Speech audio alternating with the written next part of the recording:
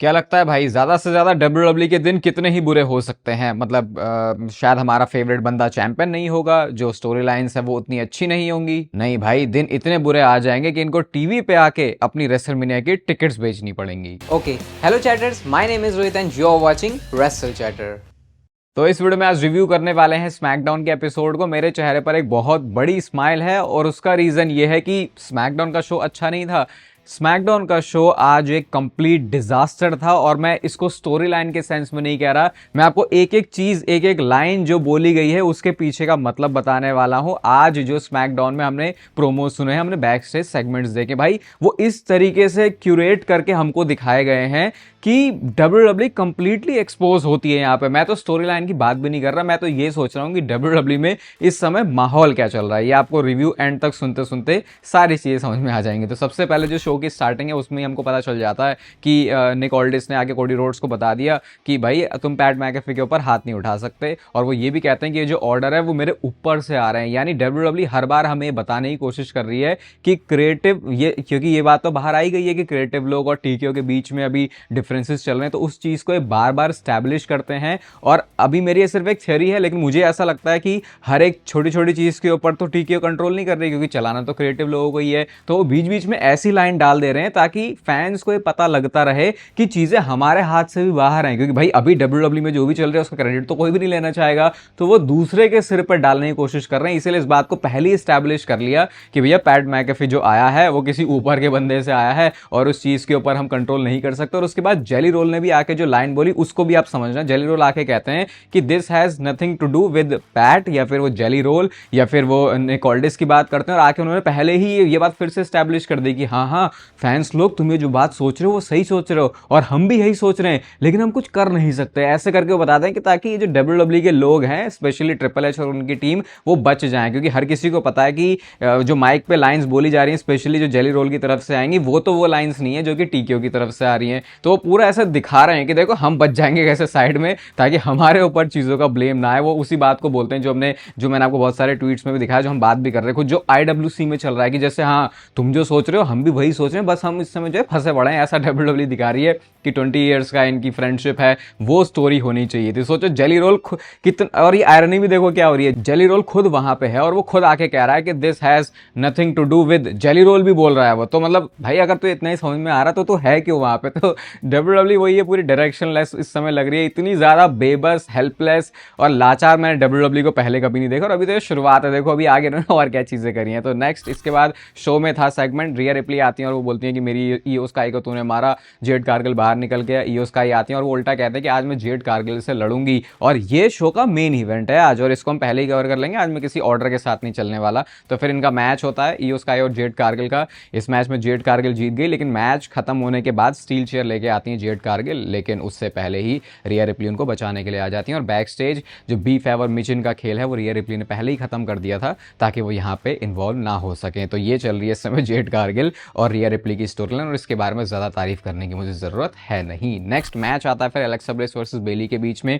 Ring side पे बहुत ज़्यादा यहाँ पे चल हो रही है, वही सेम चीज़ जो रिपीट करते हैं। एलेक्सा ब्लिस ने इस मैच को जीत लिया है। और इसके बाद नेक्स्ट आता है ड्रू मैकिंटायर का सेगमेंट, और यहाँ पे है, मैं कह सकता हूँ कि थोड़ा बहुत कुछ सेंस वाली चीज़ें जो डब्ल्यूडब्ल्यू बनाने की कोशिश कर रही है। ड्रू मैकिंटायर की एक सिनेमैटिक वीडियो आती है, मतलब पहले से ही वो शूट हुई वीडियो थी, जहाँ पे वो जेल के अंदर से वीडियो बना रहे हैं और यहाँ पे आके वो वैसे ही करके टीज कर रहे हैं कि यही वो जगह है जहाँ पे जेकब फाटू बिलोंग करता है, और मेरे से जब वो मैच हार जाएगा उसके बाद वो दोबारा से यहीं आ जाएगा। जेकब फाटू वो इंसान है जो कभी भी नहीं बदल सकता है। और उसके बाद ये जो वीडियो खत्म होती है तो इसको जेकब फाटू देख रहे थे स्क्रीन पर, तो वहां पे उनका इंटरव्यू होता है, लेकिन तभी एमएफटी आ जाते हैं यहाँ पे, सोलो सिकोवा आते हैं। और सोलो सिकोवा आके यही बोलते हैं कि देख भाई, जब जब इस बारे में बात होती है ना तेरे पास्ट के बारे में, तो हमारी फैमिली के लिए भी ये बुरा है, क्योंकि हैं तो ये सारे एक ही वो ग्रुप के, समोन ग्रुप के। तो फिर उसके बाद टामा टोंगा को थोड़ा अलग से वो दिखा रहे हैं, और मतलब टामा टोंगा वहां पे खड़े थे और इस बात को भी सोलो सिकोवा मेंशन करते हैं कि भाई तेरे ऊपर वो जो हमें पता ही नहीं चला आज तक जेकब फाटो के ऊपर किसने उन पे हमला किया, किसने उनके ऊपर अटैक किया। डब्ल्यूडब्ल्यू को याद तो है,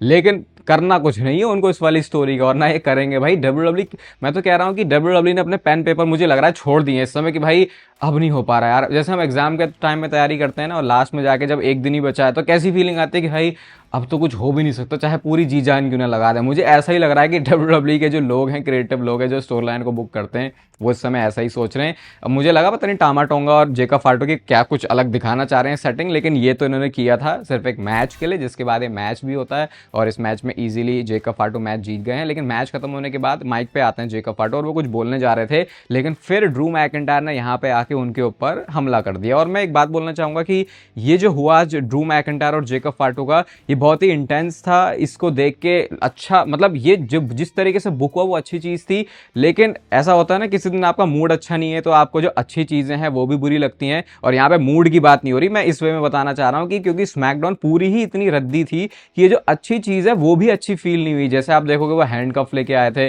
तो कितना उसका सेंस बन रहा था कि वो जेल से अपना अभी प्रोमो कट करके आए हैं और उसके बाद वो उनको मार रहे हैं, और उन्होंने मारा भी ऐसा कि भाई सही में जेकब फाटो के माथे से खून भी वहां पर निकलने लग गया था। फिर उन्होंने उनको हैंडकफ किया, क्लेमर पहले मारी बाद में मारी, मतलब बहुत बुरा उन्होंने धोया।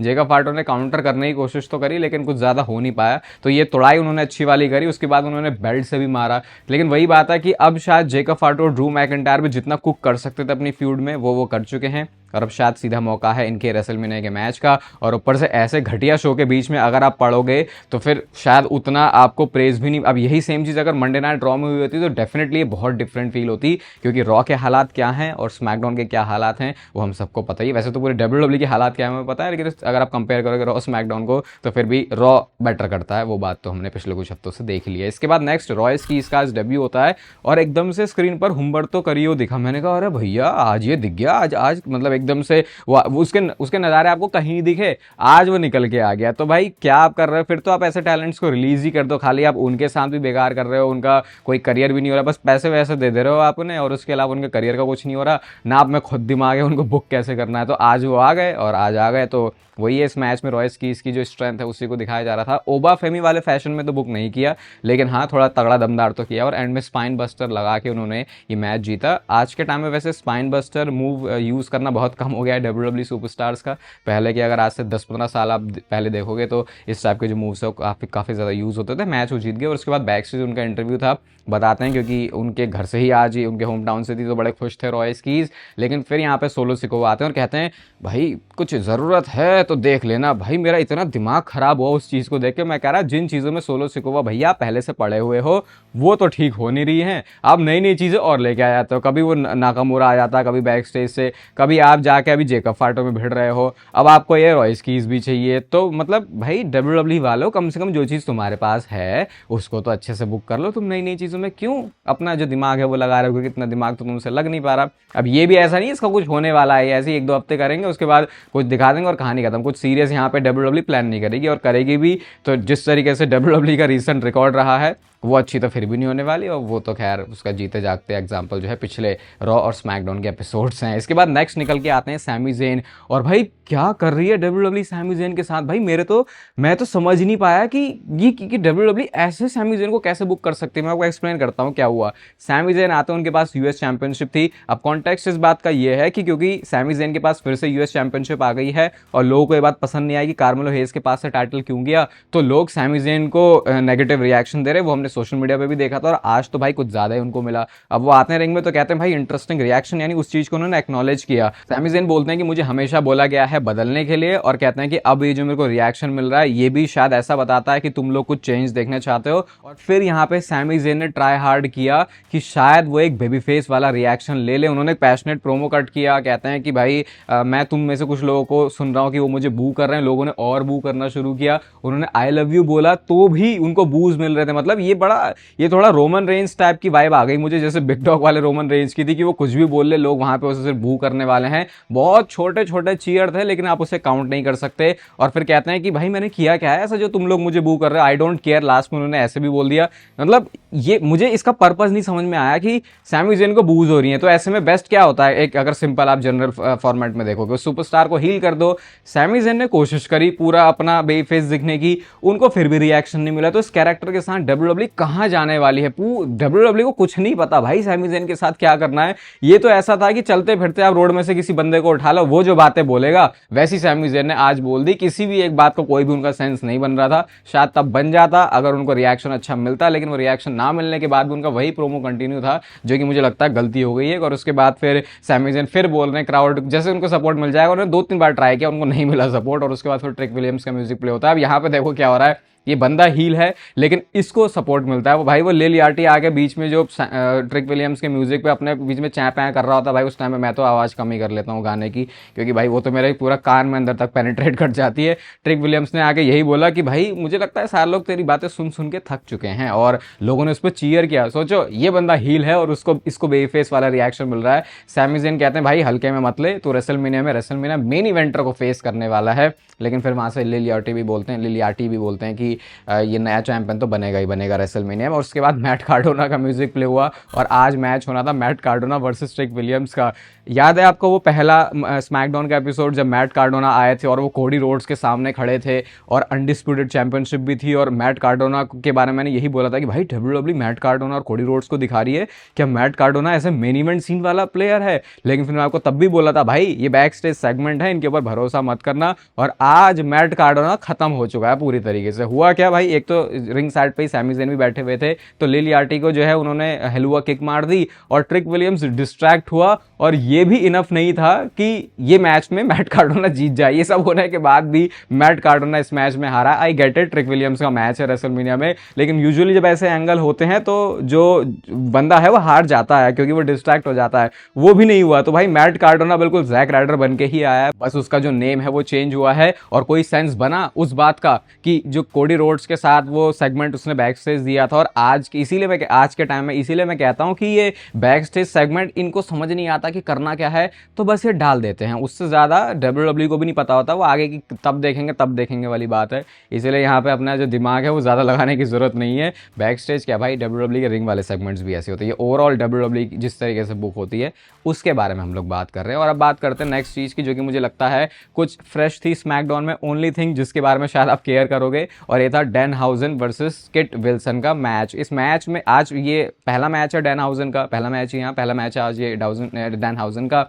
तो होता क्या है कि रिंग साइड पे एक बार तो गले भी मिल लिए डैनहाउज़न और मिज, क्योंकि मिज को ऐसा लगता है कि डैनहाउज़न नहीं ये किट विल्सन है, इस मतलब उन्होंने मारामारी करके मतलब ऐसा वो जो एक हमने रिया रिप्ले और सेथ रॉलिंस वाला भी देखा था। उसके बाद यू आर कर्स करके उन्होंने बोला, और भाई क्या मस्त चीज़ थी। वो ऊपर टॉप पे खड़ा हुआ है किट विल्सन और वहां से पीछे से पायरो चल गया। तो ये होता है जब आपकी जो नज़रें हैं, जो बुरी नज़र है वो पड़ जाती, आपके ऊपर बुरी नज़र पड़ जाती है डैनहाउज़न की। और उसके बाद वो ये मैच भी जीत गए हैं मिज। इसके बाद अपना स्कल क्रशिंग फिनाले फिनिशर लगाने के लिए आते हैं, लेकिन लाइट्स फिर से ऑफ हो गई, ऑन हुई तो डैनहाउज़न वहां से भाग जाते हैं। तो मिज इस बात पे बिलीव नहीं करना चाहते कि डैनहाउज़न के पास जो है कुछ असली शक्तियां हैं, लेकिन वो शक्तियां हैं, और शायद ये बात थोड़े टाइम बाद जाके रियलाइज हो जाएगी डैनहाउज़न को। और अब बात करते हैं आज के शो के सबसे मस्त सेगमेंट के बारे में। मस्त से मेरा मतलब है रैंडी ओर्टन और कोडी रोड्स की स्टोरी लाइन के बारे में। भी कितनी मस्त है वो आपको पता है। पैट मैकेफी आते हैं निकल के, और सबसे पहले वो निक ऑल्डिस से ही मिलते हैं। तो वो पूछते हैं हाँ भैया बात हो गई है, तो कहते हैं हाँ बात हो गई है, तुम्हारे ऊपर कोई भी हाथ नहीं उठाने वाला। इसके बाद जेली रोल पैट मैकेफी के पास जाते हैं और वो कहते हैं कि तूने बोला था मुझे आरकेओ मारने के लिए। पैट मैकेफी कहते हैं नहीं मैंने तो सबको ही मारने के लिए बोला था। पैट मैकेफी यहाँ पे फिर बोलते हैं कि भाई तुझे इन सारी चीज़ों के बीच में नहीं होना चाहिए। फिर जेली रोल भी बोलते हैं हाँ भाई तुझे भी नहीं होना चाहिए। अरे भाई तुम जब सबको पता है तुम्हें इसमें नहीं होना चाहिए तो तुम काय को हो इसमें। फिर मुझे तो यही नहीं समझ में आ रही इनकी बात। ये उस बात को बोलते भी और उसके बाद वो इस वाली स्टोरी लाइन में है भी। जेली रोल को गुस्सा है, उन्होंने कॉलर पकड़ लिया, लेकिन निक ऑल्डिस वहां पे आते हैं। तो क्योंकि ऑर्डर्स मिले हुए थे ऊपर से ऑर्डर्स मिले हुए हैं, तो इसमें WWE भी कुछ नहीं कर सकती। ये फिर से वो हमें बताने की कोशिश कर रहे हैं। अब पैट मैकेफी निकल के आते हैं और वो जब रैंप पे खड़े हुए थे उन्होंने मिडिल फिंगर दिखा दी। यही चीज क्लियर है बताने के लिए कि क्रिएटिव लोग जो चाहते हैं जब पैट मैकेफी आ रहा है स्क्रीन पे तो उनको भी नहीं पता कि क्या हो सकता है, क्योंकि भाई मिडिल फिंगर वो दिख गई थी और उसके बाद ब्लैक स्क्रीन होती है। तो या तो ये इसको बहुत ज्यादा रॉ दिखाने की कोशिश कर रहे हैं, लेकिन दूसरी चीज का ज्यादा सेंस बनता है कि WWE को भी नहीं पता कि अब आके रिंग में क्या होने वाला है। जैसे बोलो उसे कुछ, बताओ उसे कुछ, और क्योंकि क्रिएटिव लोगों से पास होके तो वो आया नहीं है, तो वो भी उसको रियल टाइम में ही देख रहे हैं कि हाँ भाई आज हमारे शो में क्या होने वाला है, जो कि हम खुद ही बुक करते हैं और वो हमें ही नहीं पता। अब पैट मैकेफी आते हैं, कहते हैं कि तुम मुझे बू कर रहे हो, मैं तुम्हारा हीरो हूं, तुम उस स्पाइनलेस बम के लिए चीयर करते हो सीएम पंक को। मागाफी सुन के तुम्हें बहुत मजा आया। और एक जो यहां से बात उन्होंने बोली ना सीएम पंक के, ये भाई इतनी पर्सनल बात बोल देते हैं कि फिर आप ये सोचने में मजबूर हो जाते हो कि इसको आप क्रिएटिवली अप्रूवल दे कैसे सकते हो कि ऐसी बात WWE टेलीविजन पे बोली जा रही है। वो कहते हैं कि सीएम पंक ने पहनी थी मंडे नाइट रॉ में जैकेट और उसने टी शर्ट पहनी थी, वो पैसे कहाँ गए? क्या वो नीडी फैमिली, रेसलिंग फैमिलीज के पास पहुंचे जो कि अफोर्ड नहीं कर सकता रेसलमेनिया के टिकट, या फिर वो पैसे टीकेओ के मर्च अकाउंट से पहुंचे उस अकाउंट में जिस अकाउंट का नेम है, मतलब उस अकाउंट का नेम का टाइटल है I am sorry Saudi Arabia. मतलब वो सीएम पंक की बात कर रहे थे। आपको पता ही है ये सीएम पंक ने पहले सऊदी के बारे में कुछ ऐसी स्टेटमेंट दी थी, लेकिन फिर वही है, लौट के बुद्धू घर को आ गए। सऊदी में जाके उन्हें शो करना था तो उनको माफी मांगनी पड़ गई। तो उसी बात को मेंशन करते हैं कि सीएम पंक के बैंक अकाउंट को बोलते हैं कि I am sorry Saudi Arabia. और सोचो, सऊदी अरेबिया को आप ऐसे ही नहीं लेके आ सकते, किसी भी स्टोरी लाइन में नेम आप उनका ऐसे नहीं ले सकते, वो भी कंट्री का नेम आप नहीं ले सकते। तो सोचो भाई ये कितना ज़्यादा एक्सट्रीम जा रहे हैं चीज़ों को लेके। उसके बाद फिर से वो कहते हैं वो फ्रॉड है। एक बार फिर से उन्होंने मिडिल फिंगर दिखा दी, तो उनको इस बार ब्लैक स्क्रीन तो नहीं करी, उन्होंने क्राउड की तरफ ही कैमरा पैन कर दिया था। और कहते हैं सीएम पंक जो कहता है वो मैं असली में हूँ, वो तो सिर्फ बोलने का ही है, और मैंने डिसाइड किया है कि मैं तुम्हारा हीरो बनता हूँ, और तुम डिजर्व तो नहीं करते लेकिन मैं तुम्हारी हेल्प करने वाला हूं। और वो सेटिंग करके आ गए हैं और बताते हैं, क्या बताया उन्होंने कि ये जो मैसिव अनाउंसमेंट है वो ये है कि रेसलमेनिया की नाइट 1 जो कि सैटरडे को होने वाली है उस पर 25% ऑफ है। कब तक के लिए?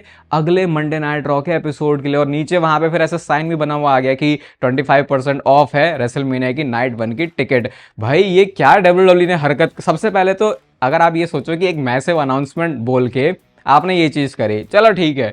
दूसरी चीज भाई WWE के ये दिन आ गए हैं कि उनसे टिकट्स बिक ही नहीं रही। उन्होंने आके स्टोरी लाइन में बताना उन्हें पड़ रहा है कि भाई टिकट्स ले लो, हमारे रेसलमेनिया नाइट 1 की बिक नहीं रही। इससे ज्यादा WWE क्या बेबस हो सकती है कि सारी उन्होंने कोशिशें कर ली हैं लेकिन उनसे कुछ भी नहीं होके दे रहा। उनकी जो रेसलमेनिया की टिकट्स है वो नहीं बिक पा रही हैं जितना कि वो चाहते थे। और सोचो इसमें एक अजीब बात क्या है भाई, स्टोरी लाइन का सेंस ही नहीं बन रहा, वो लगे पड़े सिर्फ टिकट्स बेचने के लिए। सीएम पंक ने भी सेम बात बोली कि lower the ticket price.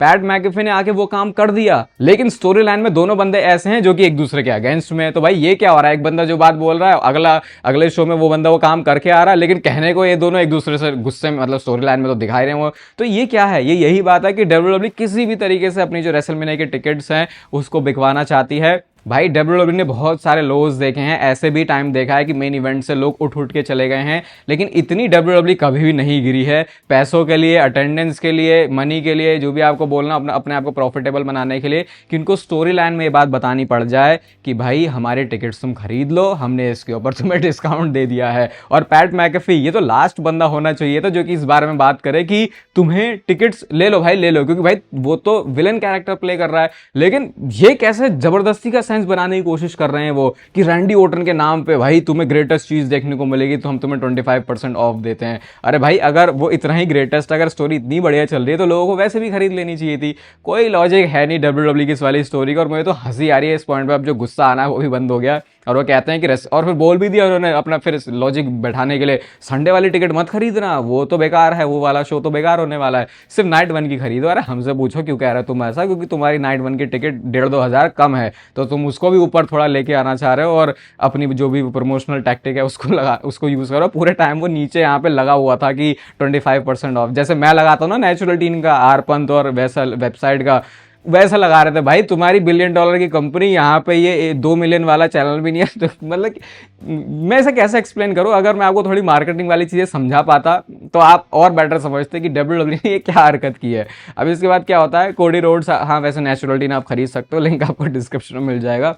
Are Pant वाले कोड के साथ डिस्काउंट में मिल जाता है आपको इसके ऊपर। तो फिर कोडी रोड्स निकल के आते हैं, और कोडी रोड्स का वो है उस टाइम पे पैट मैकेफे नो कर रहा है। कोडी रोड्स कहते हैं कि भाई तू यहाँ पे बिलोंग नहीं करता, वो कहता है कि मुझे पता, मैं तुझे टच नहीं कर सकता। और वो ऐसे बताते हैं कि पैट मैकेफे तुझे बस एक सुपरस्टार वाला एक्सपीरियंस ही तो चाहिए, तो कर देंगे तेरे पायरो वायरो जो भी तुझे चाहिए, ये फालतू में इस चीज में तुझे घुसने की जरूरत नहीं है। एंड गो बैक कहते हैं वो, तू उस बंदे के पास चला जा जिसने तुझे भेजा है और बोल के उसे थैंक यू डैडी। तो अगेन ये उन्हीं लोगों के ऊपर शॉर्ट था जिन लोगों की ज़बरदस्ती WWE के क्रिएटिव लोगों को सुननी पड़ रही है। तो इस वाली स्टोरी लाइन को तो इतनी छोटी छोटी चीज़ें तो बुक कर सकते हैं कि हाँ भाई हमें किस सुपरस्टार को क्या बुलवाना है, ताकि हमारी भी जो इमेज है वो अच्छी रहे। इसके बाद वो कहते हैं कि भाई तुमने बात करी IWC मार्क्स के बारे में, इस बिजनेस को ग्रेटेस्ट बनाने के बारे में। IWC उन्होंने मेंशन कर दिया टर्म, जो कि हमने पहले इतनी ज़्यादा इसको हम स्टोरी लाइन में इंटरनेट रेसलिंग कम्युनिटी हमने कभी मेंशन होती हुई देखी तो नहीं थी। ये तो सिर्फ एक सोशल मीडिया के फैंस की एक थिंग थी, लेकिन अब WWE इसको लेके भी आ रही है। वो किसी एक पुराने प्रमोटर की बात करते हैं, कहते हैं कि ये जो सारे लोग हैं जिनको बिजनेस बेचते हैं वो कस्टमर है, लेकिन कोडी रोड्स कहते हैं कि मेरे लिए ये एक फैमिली है। भाई क्या टिपिकल रद्दी घिसा पीटी तुमने लाइन बोली है। साफ साफ WWE दिखाने की कोशिश कर रही है कि भैया कोडी रोड्स को प्यार करो, प्लीज कोडी रोड्स को पसंद करो, क्योंकि अभी उनको पता है कि हो क्या गया था मामला कि कोडी रोड्स को नेगेटिव रिएक्शन मिलने लग गया था, और रैंडी ऑर्टन को अच्छा रिएक्शन, और ट्रिपल एच के बाद कैसे डाइजेस्ट हो जाएगी, क्योंकि उसका तो मेन बंदा है कोडी रोड्स। उसके बाद फिर वो कहते हैं कि for the first time ever ये जो एंटायर हमारा फैंडम है ऑफ व्हाट वी डू, ये वाली लाइन सुन के तो भाई ट्रिपल एच के अंदर कैसी कैसी तरंगे घुस गई होंगी। वो तो शायद अनरियल में कभी अगर हमें दिखाएं तो उसको मजा आएगा देखने में। और वो कहते हैं कि they want to see Randy, Pat McAfee तुझे कोई भी नहीं देखना चाहता, गो होम पैट, उन्होंने बोला। उसके बाद लोग भी उस चीज़ के चैंट लगाने शुरू कर देते हैं। पैट मैकेफी कहते हैं कि भाई आई एम ऑलरेडी होम, मतलब वो घर, वो इसी चीज़ को अपना घर बोल रहे हैं। कहते हैं कि all I see is a fakest dude on earth. कहते हैं कि भाई तेरे जो बाल हैं उसमें तूने डाई किया है वो नकली है, तेरे दांत नकली हैं। कहते हैं तू एक कॉस्प्ले चैंपियन है, यानी कि बस तू एक चैंपियन होने की एक्टिंग कर रहा है, असली में तू चैंपियन नहीं है। और मेरे पास तेरे लिए एक मैसेज है तेरी फैमिली के लिए, और वो ये है कि अगर रैंडी ऑर्टन ने 15 टाइम वर्ल्ड चैंपियनशिप नहीं जीती एट रेसलमेनिया तो तुम मुझे इस बिजनेस में कभी भी नहीं देखने वाले हो। भाई WWE ने कितना ही चीप तरीका ढूंढा है रिएक्शन नेगेटिव करवाने का रैंडी ऑर्टन के लिए, क्योंकि वो एक हील है, और कोडी रोड्स को बेफेस रिएक्शन दिलवाने का। अब तुम्हें डर भी लग रहा है कहीं इस चक्कर में ऐसा ना हो जाए कि रैंडी ऑर्टन ना ही जीते एट रेसलमेनिया, क्योंकि अब तक तो ज्यादा चांसेस ऐसे लग रहे थे कि रैंडी ऑर्टन शायद वो चैंपियनशिप जीतने वाले हैं। इसके बाद गो होम पैट वाले जो चैंट्स फिर से लगने लगे।